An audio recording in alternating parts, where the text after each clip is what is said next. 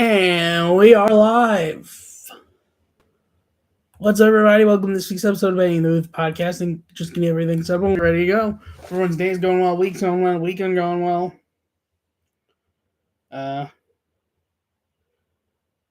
This is first episode for me since my birthday, as my birthday was on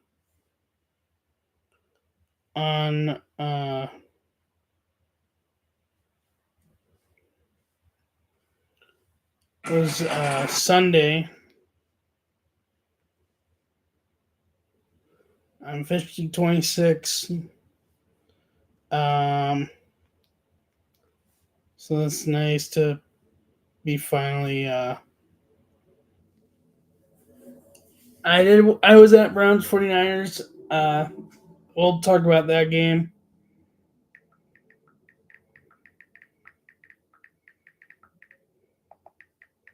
Got a lot to talk about. Alrighty. What's up, everybody? Welcome to this week's episode of Betting the Booth Podcast, episode 196. Thank you all so much for the support at this point. I very much appreciate it. Let's get right into it. So today is daily walk-off. I already did the Immaculate Grid. Can't do it again, really. So the daily walk-off doing Red Sox and Yankees. Two team. So the categories will be the same, just players will be different. Two-time Gold Glove winner with Boston through 2024. 1990s top 5 in stolen bases. 2014 mainly played outfield, and 2014 top 5 in putouts. Gomes, Nava, and Cespedes, I imagine, are going to be the putouts. Pedroia, Ross, Napoli. Honestly, yeah, I think this is mostly correct. Let's see. Almost fully correct. So I imagine swap these two and these two. And fully correct. So walk-off triple. So full correct answers for the Red Sox. 20-time Gold Glove Award winner with Boston. Carter Yastrzemski, Dustin Pedroia, and George Scott. 1990s top 5 in stolen bases. Mike Greenwell, John Valentin, Nomar Garcia-Parra. And 2014 mainly played outfield. Yanni Gomes, Yoenis Cespedes, Daniel Nava. And 2014 top 5 in putouts. A.J. Brzezinski, David Ross, and Mike Napoli.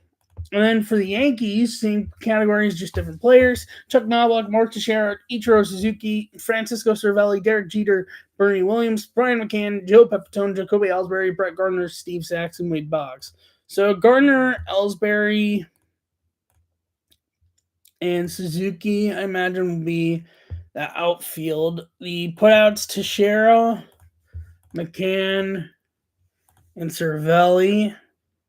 Yeah, I think this is going to be mostly correct. Yeah, so double, and we'll end up with a walk-off double. So full correct answers for the Yankees. 2-time Gold Glove Award winner with the Yankees. Wade Boggs, Bernie Williams, Joe Pepitone. 1990s top 5 in stolen bases. Chuck Knobloch, Derek Jeter, Steve Sachs. 2014 mainly played outfield. Brett Gardner, Jacoby Ellsbury, Ichiro Suzuki. And then 2014 top 5 in putouts. Mark Teixeira, Francisco Cervelli. All right, let's dive right into it. So college football rivalry weekend. The big note for me for this week, Ohio State ended the losing streak to Michigan. An early birthday gift for me. It was the day before my birthday, and I'm just like, thank you. I don't have to deal with another 365 days on a losing streak to Michigan. Michigan struck first. Ohio State threw a pick early. I was like, oh boy, here we go. Are we about to lose again? And they just held Michigan to no touchdowns. Scored 17 unanswered points from 10-7,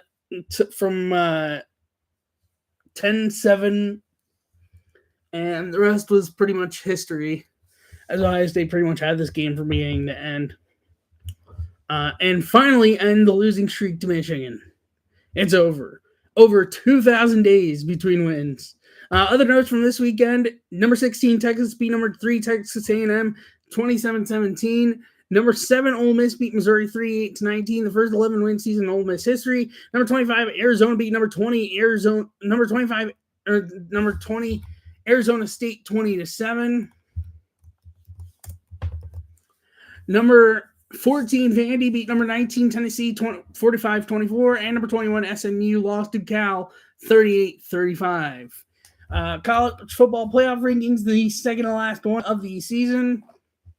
Next one's going to be one that matters. Here.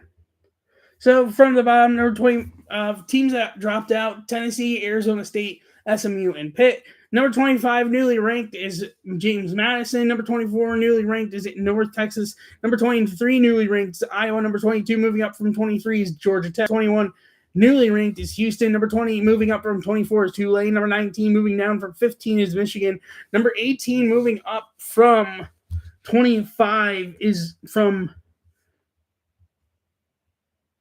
25 is Arizona.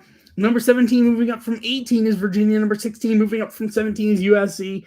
Number 15 moving down from 13 is Utah. Number 14 still is Vandy. Number 13 moving up from 16 is Texas. Number 12 still is Miami. Number 11 is still BYU. Number 10 moving down from 9 is Notre Dame. Number 9 moving up from 10 is Alabama. Number 8 is Oklahoma still. Number 7 moving down from 3 is Texas A&M. Number 6 moving up from 7 is Ole Miss. Number 5 moving up from number 6 is Oregon. Number 4 moving up from number 5 is Georgia Tech. Number 3 moving up from 4 is Georgia. Number 2 is still Indiana. And number 1 is still Ohio State. As for conference championship games, I'm only doing predictions for the games that are related to the rankings, which start Friday with the Sun Belt Conference Championship game. There are 2 games on Friday that are of note. Troy at number 25, James Madison.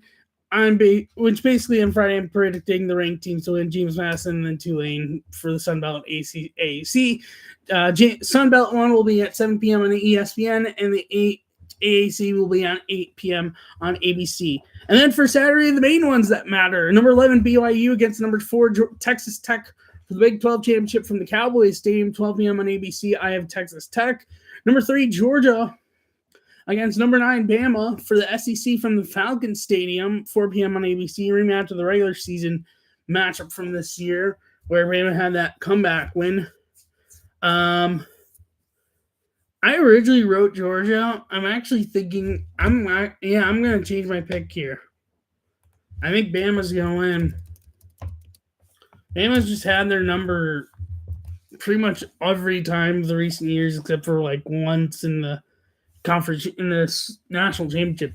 Number 2 Indiana gets number 1 Ohio State for the Big Ten from the Colts Stadium, 8 p.m. on Fox. I think this is going to be the big game of the week this week for conference championship games, and this probably is going to be, I'd say, definitely on paper as potentially the most competitive of them, or one of the most competitive top 2 teams in college football at the moment. I pick Ohio State. I think it could really go either way though. And then Duke versus number 17 Virginia for the ACC from the Panther Stadium, 8 p.m. on ABC. I have Virginia winning that one. So those are my predictions for conference championship. We'll see how they go, and we'll see what the final ranking is based on these results. So that is it for college football-wise. NFL Week 12 recap. Whew. Packers beat the Lions 31-24, the first season sweep of the Tiger Lions since 2020 for the Packers. Cowboys beat the Chiefs 31-28. Cowboys are the first team in NFL history to beat both of the previous Super Bowl participants in the span of 5 days or less. Chiefs committed 5 pass interference penalties in the second half, 4 on defense, 1 on offense. That's the most pass interference penalties by any team in the second half of a game in the last 35 seasons, accepted penalties only. Bears beat the Eagles 24-15. 83 total yards for Philly, and is third fewest in any half this season for any team in the NFL. Also, the first game for the Bears with 2 players with 100-plus rush yards since 1985, and the first winning season for the Bears since 2018 when they had double doink. Panthers beat the Rams 31-28. Devontae Adams caught his 14th touchdown pass of the season in this game, and will turn 33 years old next month. He joins Jerry Rice in 1995, Marvin Harrison in 2004, and Terrell Owens, or T.O., in 2007, as only players 32 or older with 14-plus receiving touchdowns in a single season. Broncos beat the Commanders 27-26. There have been 202 instances in NFL history of a team trailing in each of its first 12 games of a season. This Broncos team are the only ones to win 10 of those games. Only other team even had 8 wins at any point is 1978 Houston Oilers, who went in 4, who are now the Tennessee Titans. And then the Giants lost to the Patriots 33-15. In each of Drake May's first 10 starts this season, last 10 starts, he has passed for 200 plus yards, rushed for positive yardage, thrown no more than one pick, averaged 8.00 plus yards per attempt, and won the game. No other QB in NFL history has done that in more than 5 straight games. And general note for this weekend, the Patriots is the 1 seed in the AFC behind Drake May, who's 23 years old, and the Bears have the number 1 seed in the NFC behind Caleb Williams, who's 24 years old. Since seeing began in 1975, there's never been a season where both number 1 seeds started QB under 25 years old in the playoffs. So that's it for Week 12 recap. My predictions record, I went 8-8, not great. Overall predictions record, I'm 125, 67, and 1. Standings update for football. In the AFC East, the Bills and Patriots in first place at 8-2, followed by 11-2, followed by 8-4 Bills, followed by 5-7 Dolphins, followed by the 3-9 Jets. In the AFC North, the Steelers and Ravens tied for first place at 6-6, followed by the 4-8 Bengals, followed by the 3-9 Browns. AFC South, the Jaguars in first place at 8-4, tied with the Colts for first in the AFC South at 8-4, followed by the 7-5 Texans, followed by the 1-11 Titans, who are officially eliminated from the playoffs. Also going to start doing conference standings, by the way. And then the AFC West, the Broncos first place at 10-2, followed by the 8-4 Chargers, followed by the 6-6 Chiefs, followed by the 2-10 Raiders, are officially eliminated from the playoffs.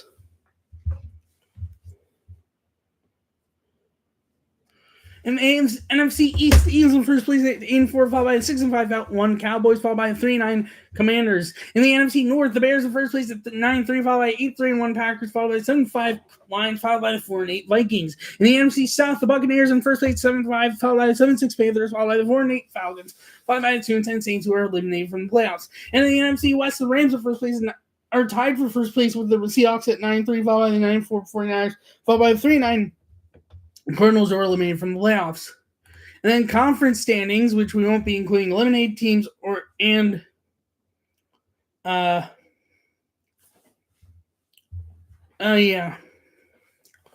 Oh, well. Let me see something. NFL.com. For standings. They might be better for standings. The one I was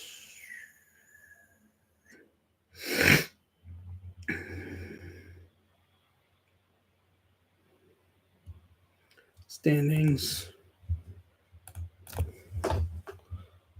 conference.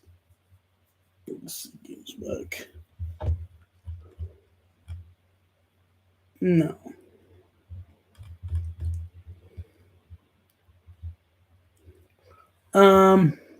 So I'll just do this again.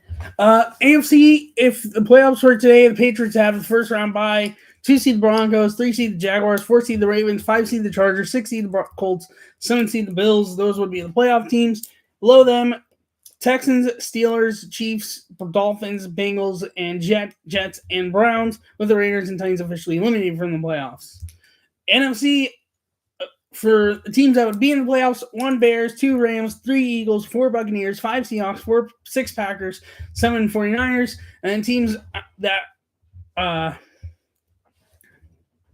just outside the playoffs, Lions at 8, Cowboys at 9, Panthers at 10, Falcons at 11, Vikings at 12, and Commanders at 14, and are not officially in the playoffs. Every other team, Cardinals, Saints, and Giants, are in the playoffs.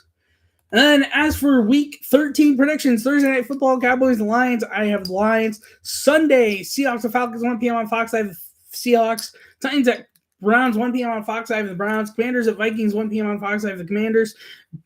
Dolphins at Jets, 1 p.m. on TBS, I have the Dolphins. Saints at Buccaneers, 1 p.m. on TBS, I have the Buccaneers. Colts at Jaguars, 1 p.m. on TBS, I have the Colts. Ravens hosting the Steelers, 1 p.m. on TBS, I have the Ravens.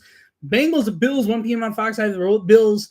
Broncos at Raiders, 4 or 5 on TBS, I have the Broncos. Bears at Packers, 4:25 on Fox, I have the Packers. Rams at Cardinals, 4:25 on Fox, I have the Rams. Texans at Chiefs, Sunday Night Football, I have the Chiefs. And then Eagles at Chargers, Monday Night Football, I have the Eagles. And that is it for this week's episode of the podcast. Thanks for watching, listening, and if you're on YouTube, leave a like, hit the subscribe, and leave the to notify my post live and when I go live and post the video. If you're new and audio, follow the podcast and review and notifications to notify my post on there. Thank you so much for watching, listening, and I will see you next week's episode 197. Bye-bye.